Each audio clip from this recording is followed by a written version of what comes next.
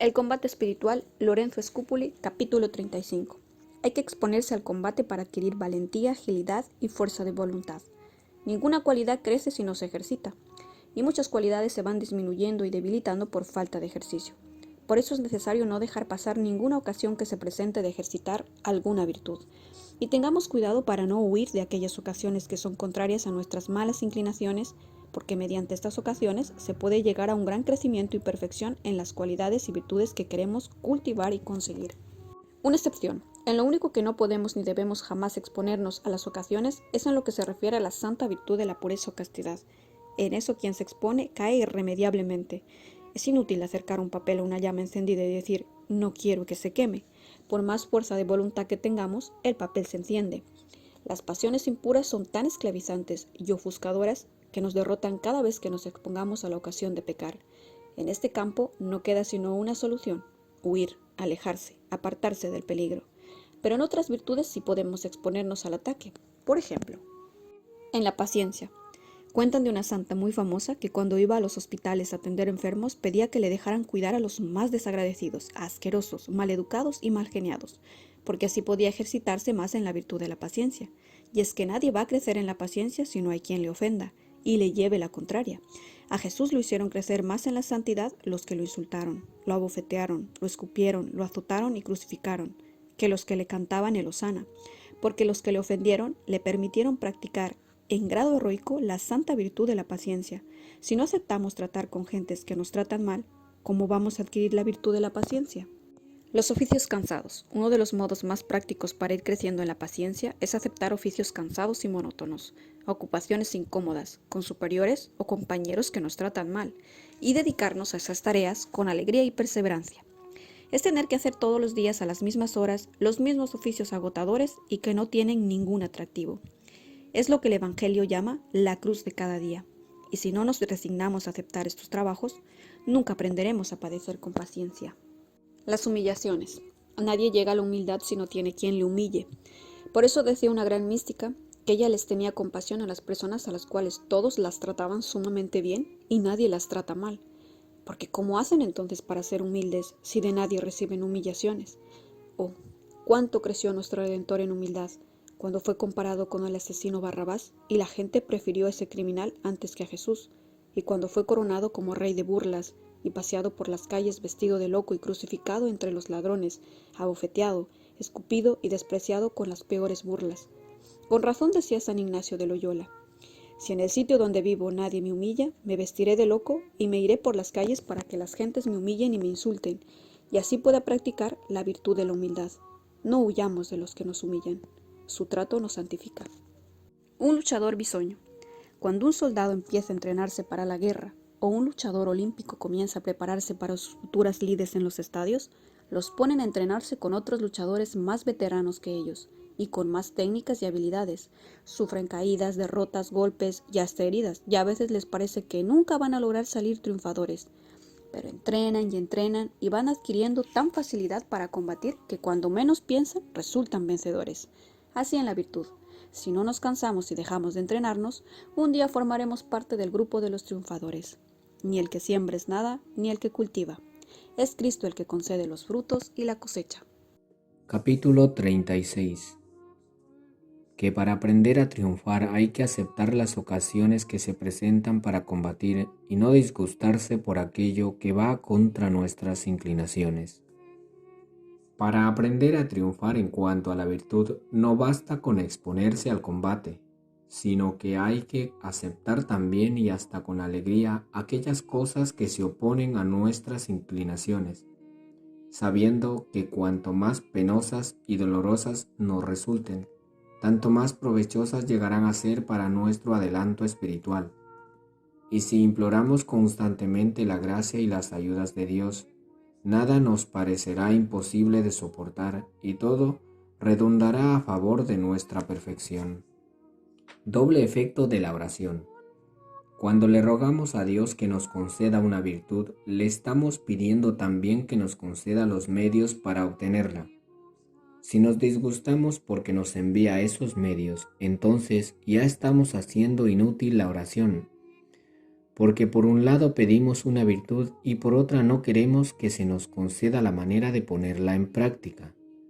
Así, por ejemplo, cuando pedimos la virtud de la paciencia, lo más probable quizás será que Dios nos enviará sufrimientos, contrariedades, ofensas de personas, asperezas en el trato que nos dan, disgustos y otros medios que hacen crecer mucho la paciencia. Y si le rogamos a nuestro Señor que nos conceda la virtud de la humildad, seguramente que Él permitirá que nos lleguen humillaciones y tratos duros y hasta debilidades que nos desprestigien un poco. Es que sin humillaciones jamás seremos humildes y sin contrariedades nunca adquiriremos la paciencia. Muchas de las más admirables virtudes son fruto de adversidades que Dios permite que nos lleguen, las cuales, si se sufren aceptando la voluntad del Señor, contribuyendo maravillosamente para formar en nosotros las virtudes que más estamos necesitando. Dominarse en lo pequeño.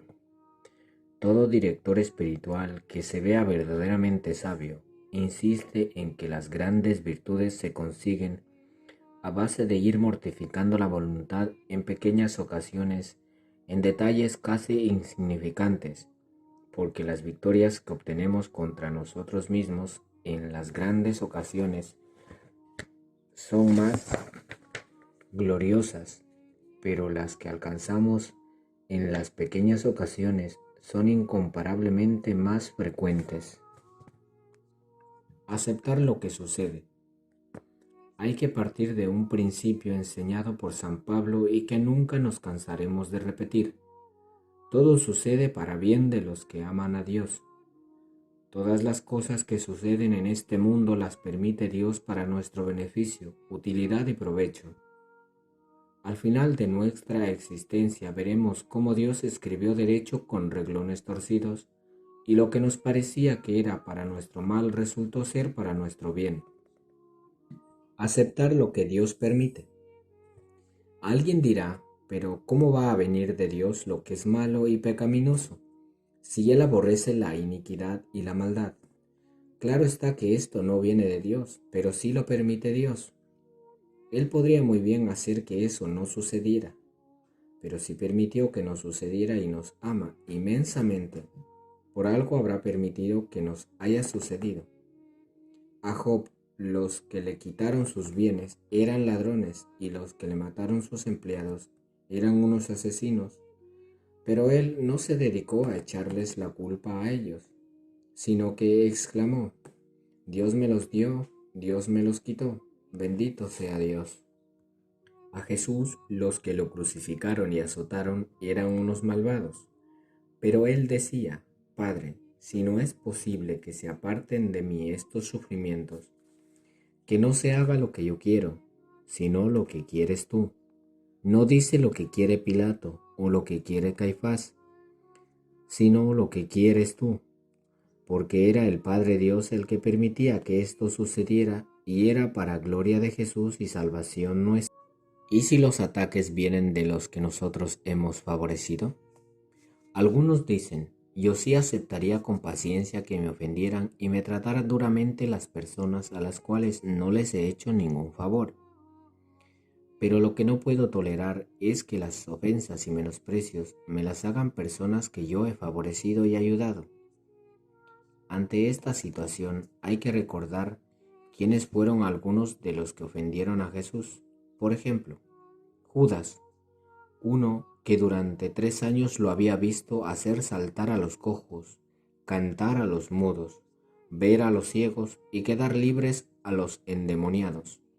Y había escuchado a Jesús los más bellos, conmovedores sermones que se han pronunciado en el mundo y había presenciado día por día y hora por hora lo que es la vida y el comportamiento de un ser totalmente santo.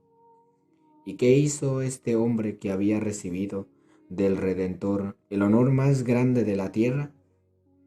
¿Ser uno de sus 12 apóstoles?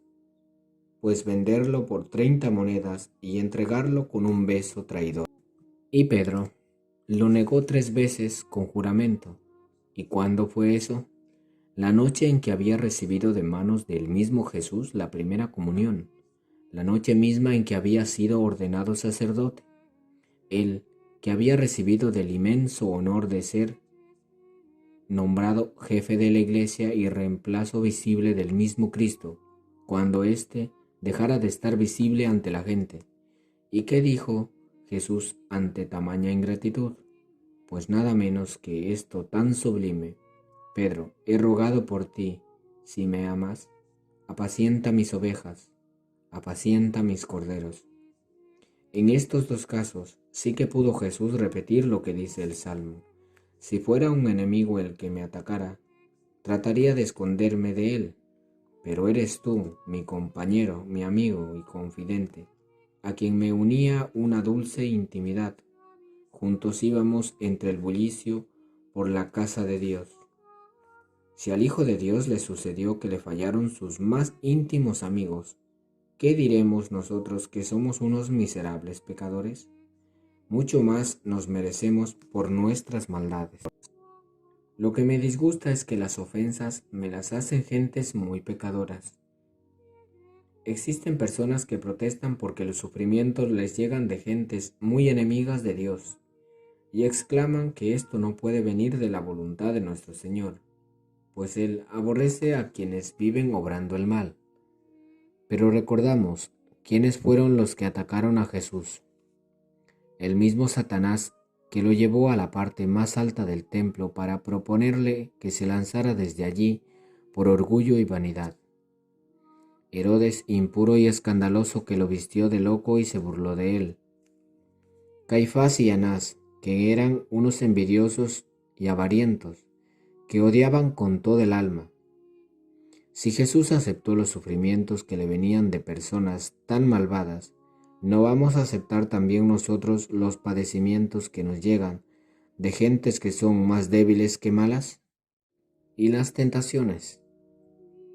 Algo que seguramente no desearíamos tener de ninguna manera y nunca son las tentaciones, especialmente aquellas que más nos humillan. Esos son sentimientos inconfesables que no somos capaces de hacer que no nos lleguen. En este caso sí que se necesita valor, paciencia y resignación para no protestar contra lo que nos está sucediendo. Y recordar lo que Dios le respondió a San Pablo cuando este apóstol le rogaba con tanta insistencia que le alejara aquel aguijón de la carne que lo abofeteaba. Le dijo el Señor: te basta mi gracia y mi ayuda, porque en la debilidad brilla mejor mi poder. Ciertas tentaciones nos hacen progresar más en humildad y en paciencia que muchos sermones, y nos van convenciendo hasta la saciedad de aquello que decía Jesús: sin mí nada pueden hacer. La tentación no nos hace más débiles, pero sí descubre todo lo miserable y débiles que somos. Y si Dios no llega con sus ayudas muy especiales, tendremos que repetir con el salmista: antes de sufrir tentaciones yo decía, no vacilaré jamás. Pero retiraste tu mano, Señor, y caí en lo más profundo abismo. Parodiando lo que exclamaba el santo Job, repitamos en tiempos de tentación: si recibimos de Dios los bienes que nos consuelan, ¿por qué no aceptar también las tentaciones humillantes que Él permite que nos lleguen? Dios sabe sacar bienes hasta de los mismos males. Todo sucede para bien de los que aman a Dios. Capítulo 37. Aprovechar toda ocasión para crecer en toda virtud. Los adultos comerciantes aprovechan hasta las más pequeñas ocasiones que se les presentan para conseguir ganancias y aumentar así su capital. Algo parecido deberíamos hacer nosotros en cuanto a las virtudes. No dejar pasar ninguna ocasión que se presente, sin conseguir alguna ganancia en alguna virtud, y así ir aumentando nuestra santidad y el premio para la eternidad. Una principal y muchas secundarias. Hemos venido insistiendo en que en cada época de la vida hay que proponerse conseguir alguna virtud, poniendo en su consecución mayor esfuerzo que el que se les dedica a las demás, porque esa virtud la estamos necesitando más que las otras, pero esto no quiere decir que dejemos de tratar de crecer en toda otra virtud. Hay que hacer como los buenos estudiantes, que se proponen especializarse en una ciencia determinada, que es la que más les va a servir a su futura profesión, pero no por ello dejan de estudiar también varias ciencias más. Algunos ejemplos. Supongamos que nos critican por una buena acción que hemos hecho con buena intención. Esta es una buena oportunidad para practicar la virtud de la rectitud de intención, que consiste en no preocuparnos sino de lo que opine Dios y no de lo que opine la gente, o que nos dan una corrección con palabras duras y hasta ofensivas, o nos niegan de manera fría y áspera un favor que pedimos. Qué buena ocasión para practicar la virtud de la humildad. Y si un alimento está desabrido o desagradable y la comida no es de nuestro gusto y es escasa y mal preparada, o servida de mala gana, maravillosa ocasión para practicar la virtud de la templanza o mortificación. Y cuando nos llega algún dolor o enfermedad, qué mejor ocasión para cultivar y hacer crecer la virtud de la paciencia. ¿Y qué debemos pensar entonces? Supongamos que nos tratan mal o nos sucede algo desagradable. Pensemos entonces, no hay castigo alguno que pueda igualarse a mis culpas, muchísimo más es lo que merezco por tantas maldades que hemos cometido. Cuando un pobre nos pide una limosna y no sentimos mucho deseo de darla, recordemos lo que dice el libro de los Proverbios. Quien da al pobre, le presta a Dios y Dios le devolverá. Y pensemos, voy a dar a este pobre y el buen Dios me sabrá devolver todo multiplicado. Si nos llegan contrariedades y las cosas suceden de manera muy distinta a la que deseábamos, pensemos, es nuestro Señor el que ha permitido estos males que me suceden.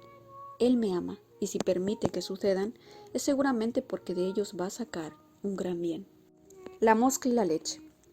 Los campesinos cuentan que 2 moscas cayeron en una taza de leche.